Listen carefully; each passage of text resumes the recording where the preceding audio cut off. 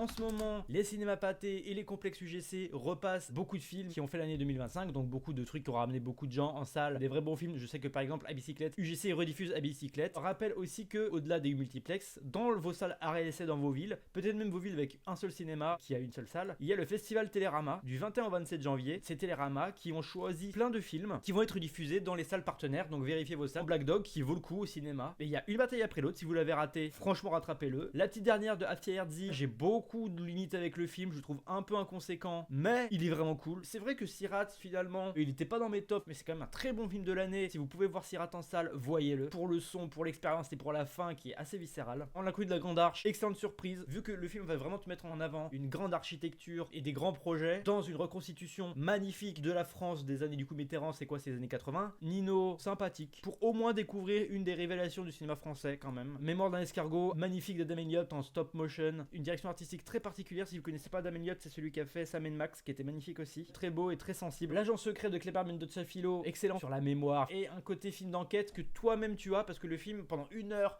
tu sais pas trop où t'en es et tu vas devoir naviguer à travers tout ce qui te montre pour deviner où est-ce que le film va, et quand il y va, c'est prendre le pouls d'un Brésil corrompu jusqu'à l'os dans une dictature finissante. Et il y a aussi du coup des avant-premières dans le festival Télérama. J'attends pas mal Baise en ville de Martin Jova qui a fait le très cool et très touchant Grand Paris. Regardez Grand Paris, c'est un magnifique petit film français d'1h20, très Kitanokor en plus je trouve. Mastermind de Kelly Richards, je crois pas qu'il y en a avant-première dans ma ville, je suis dégoûté, j'ai hâte. Et vous faites votre recherche dans vos cinémas arrêt essai. Si vous avez des gens autour de vous qui sont abonnés à Télérama ou que vous avez un magazine Télérama chez vous, vous avez un bon de réduction, un pass dans le magazine qui vous donne accès à la séance à 3 balles. Sinon c'est en moyenne 7 € selon votre salle.